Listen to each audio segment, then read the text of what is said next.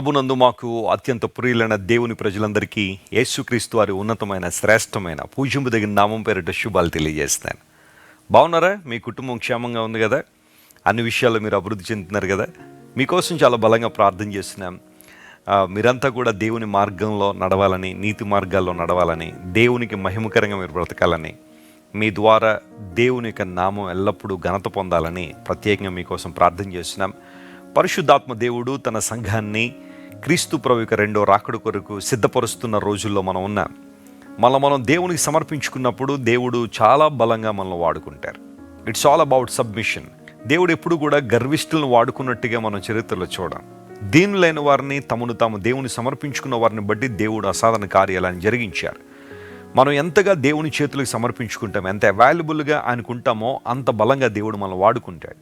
ఓ దేవుని సేవకుడు అంటాడు, God never sees your ability but he cares about your availability అన్నాడు. నీ ఎబిలిటీస్ని బట్టి కాదు దేవుడు నేను వాడుకునేది, నీ అవైలబిలిటీని బట్టి దేవుడు వాడుకుంటాడు. ఆయనకు అందుబాటులో ఉండడమే మనం చేయాల్సిన పని. దేవుని వాగ్దాన సందేశాల ద్వారా ప్రతిరోజు మీరు ఆధ్యాత్మికంగా బలపడుతున్నారు కదా. నా మటుకు నేను ప్రభువును స్తుతిస్తున్నాను. దేవుడు నాకు ఇచ్చిన అవకాశాన్ని బట్టి పరిశుద్ధ లేఖనాల నుంచి ఒక్కొక్క వాగ్దానాన్ని మీకు ఇవ్వడానికి దేవుడు నాకు ఇచ్చిన మంచి అవకాశాన్ని బట్టి ప్రభువును స్తుతిస్తున్నాను. ఈరోజు వాగ్దాన సందేశంగా యోబు గ్రంథం 5వ అధ్యాయం 25వ వచనాన్ని చదువుకుందామా? The book of Job chapter 5 and verse 25. మరియు నీ సంతానము విస్తారమగుననియు, నీ కుటుంబీకులు భూమి మీద పచ్చిక వలె విస్తరించుదురనియు నీకు తెలియను. దేవుని కార్యాలు ఎంత గొప్పగా ఉంటాయో ఎలీఫజు అనబడే యోబు స్నేహితుడు వివరిస్తున్నాడు. ఈ 5వ అధ్యాయంలో ఎన్నో ప్రాముఖ్యమైన వాగ్దానాలు మనం చూస్తాం. కృంగుదలలో భయంకరమైన పరిస్థితుల్లో ఉన్న యోబును తన స్నేహితుడు ఆదరించడానికి లేదా బలపరచడానికి ఇష్టపడి దేవుని వాగ్దానాలను ప్రకటిస్తున్నాడు. ఇక్కడ నీ సంతానం విస్తారమగుననియు. అయితే యోబు జీవితంలో ఉన్న పరిస్థితి ఏంటి? ఈ మాటలు ప్రకటిస్తున్నప్పుడు యోబు యొక్క స్థితి ఏంటో తెలుసా? తనకున్న 10 మంది పిల్లలు చనిపోయారు, తనకున్న బిడ్డలందరూ దూరం అయిపోయారు. మరి ఏంటి దేవుడు ఇలా మాట్లాడుతున్నాడు? నీ సంతానం విస్తారం అవుతుందని, నీ కుటుంబీకులు పచ్చిక వలె విస్తరిస్తారని నీకు తెలియననే మాట ఎందుకు అక్కడ వాడబడిందంటే, దేవుని ప్రణాళికలు యోబు జీవితంలో నెరవేర్చబడ్డానికి సిద్ధంగా ఉన్నాయి. ఎస్, యోబు తన బిడ్డలను కోల్పోయాడు, కానీ యోబు గ్రంథం చివరి అధ్యాయాలకు వచ్చి దేవుడు మరలా యోబుని జ్ఞాపకం చేసుకుని 10 మంది బిడ్డలను దేవుడు అనుగ్రహించాడు. యోబుకున్న 3 కుమార్తెలు కూడా ఆ దేశంలో అంత సౌందర్యవంతులు మరొకరు లేరు అని లేఖనాలు ధృవీకరించాయి. వారు దేవుని చిత్తానుసారంగా ముందు కొనసాగారు. అంటే యోబు జీవితం శూన్యంలో ఉంది. అప్పటికి ఎవ్వరూ లేని ఆ పరిస్థితుల్లో దేవుని వాగ్దానం అంత బలీయమైందో చూడండి, నీ సంతానం విస్తారం అవుతుందని. ఒకవేళ ఈరోజు నీ జీవితంలో కూడా వివాహం జరిగి 5 సంవత్సరాలు అయిందండి వెస్లీ గారు, 10 సంవత్సరాలు అయిందండి, లేదా మాకున్న సంతానం ఏదో ఒక విధానంలో దూరం అయిపోయిందండి, లేదా మాకున్న కుమారుడు చనిపోయాడండి, లేదా కుమార్తె చనిపోయిందండి, మేము బిడ్డలు లేకున్నామండి, మాకు సంతానం లేకున్నారండి అని ఒకవేళ మీరు బాధపడుతుంటే దేవుడు మీతో మాట్లాడుతున్నాడు. ఆయన మరలా సంతానాన్ని దయచేయగలడు. ఆయన కృంగిపోవద్దు. యోబు ఈ వాగ్దానాన్ని తీసుకునేటప్పటికి అతనికి ఎవరూ లేరు, కానీ దేవుడు మరలా యోబుని జ్ఞాపకం చేసుకుని చక్కని ఆరోగ్యం ఇచ్చి దేవుడు అతని సంతానాన్ని అభివృద్ధిపరిచాడు. అబ్రహాముకి ఇచ్చిన వాగ్దానం కూడా అలాంటిదే. అబ్రహాముకు దేవుడు వాగ్దానం చేశాడు, అప్పటికి అబ్రహాము బిడ్డలు కూడా లేరు. 75వ ఏట కల్దీ దేశం నుండి బయటకు వచ్చి దేవుని మార్గాల్లో నడవాలని కనాన దేశానికి వచ్చిన అబ్రహాము జీవితంలో 25 సంవత్సరాలు అనగా 25 సంవత్సరాలు అబ్రహాము దేవుని సన్నిధిలో కనిపెట్టాడు. 100వ సంవత్సరంలో 100వ ఏట అబ్రహాము తండ్రి అయ్యాడు. ఒక్క పుత్రుణ్ణి దేవుడు ఇచ్చాడు, వాగ్దాన పుత్రుణ్ణి ఇచ్చాడు. నీ సంతానాన్ని అభివృద్ధి పరుస్తానని దేవుడు వాగ్దానం చేశాడు. ఆ ఒక్క కుమారుని ద్వారా దేవుడు అనేక మందిగా అతని సంతానాన్ని అభివృద్ధి పరిచారు. ఈరోజు శూన్యములో సమస్తాన్ని కలుగు చేయగలిగినవాడు.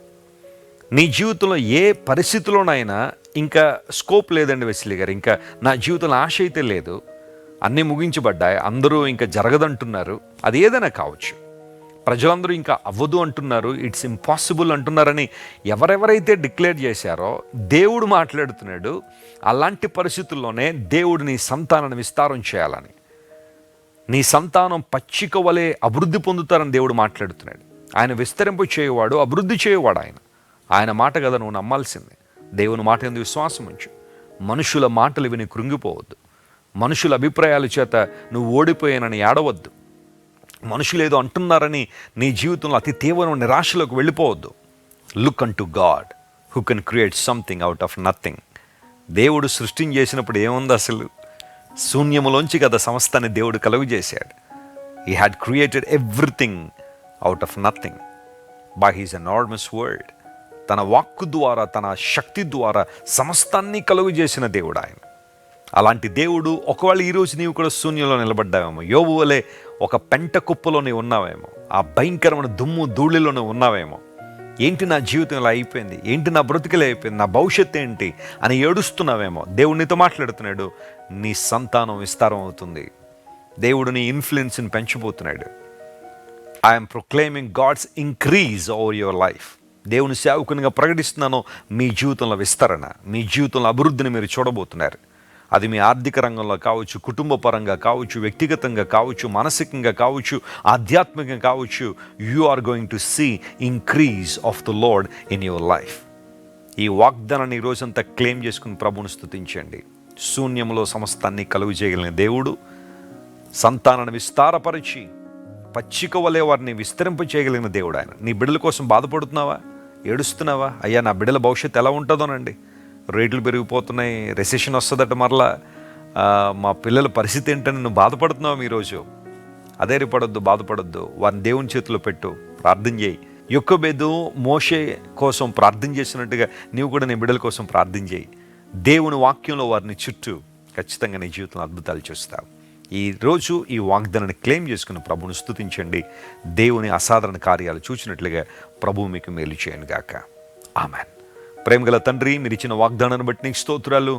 దుమ్ములో ధూళిలో కూర్చున్న యోబుతో తన స్నేహితుడు మాట్లాడుతున్న మాట, నీ సంతానాన్ని దేవుడు విస్తారపరుస్తాడు, పచ్చిక వలె వారు విస్తరిస్తారని ఒక చక్కని వాగ్దానం. అవును ప్రభు, మా జీవితంలో ఇంకా ఆ నిరీక్షణ లేని ఆ సమయంలో, ఇంకా ఏమీ జరగదనుకున్న ఆ పరిస్థితుల్లో కూడా నువ్వు మరలా తిరిగి జీవింపజేయగలిగిన దేవుడు, తిరిగి చిగురింపజేయగలిగిన వాడు కనుక నీకు స్తోత్రాలు. ఈరోజు మా ప్రియులు ఎంతమంది అయితే ఆశ లేక ఉన్నారు, నిరీక్షణ లేకున్నారో, ఇంక అంతా అయిపోయిందని, అంతా శూన్యంగా ఉందని అంటే, శూన్యంలోంచి సమస్తాన్ని కలుగు చేసిన దేవుడు వారి జీవితాల్లో మేలు చేయమని కోరుతున్నాం. ఘనత మహిమ ప్రభావం నీకు మాత్రమే ఆరోపిస్తూ యేసుక్రీస్తు నామం పేరిట అడుగుచున్నాం తండ్రి. Amen, amen. God bless you dear friends. Have a wonderful and beautiful day. మీరు ఇంతవరకు విన్న దైవ సందేశం మరియు దేవుని సేవకులు చేసిన ప్రార్థన మీకు ఆశీర్వాదకరముగా ఉన్నదని విశ్వసించుచున్నాము. ఈ సందేశాన్ని మీ స్నేహితులకు, బంధువులకు షేర్ చేయండి. మీకు ఏదైనా ప్రార్థన అవసరత ఉన్నచో మా ఫోన్ నంబర్లకు కాల్ చేయండి. దేవుడు మిమ్మల్ని ప్రేరేపిస్తే విశ్వాసంతో సాగుచున్న ఈ పరిచర్యను ప్రోత్సహించండి. మరిన్ని వర్తమానాలు, పాటలు వినుటకు జాన్ వెస్లీ మినిస్ట్రీస్ అను మా యూట్యూబ్ ఛానల్ను సబ్స్క్రైబ్ చేసుకొనండి. ప్రభువైన యేసుక్రీస్తు కృప మీకు తోడైండును గాక.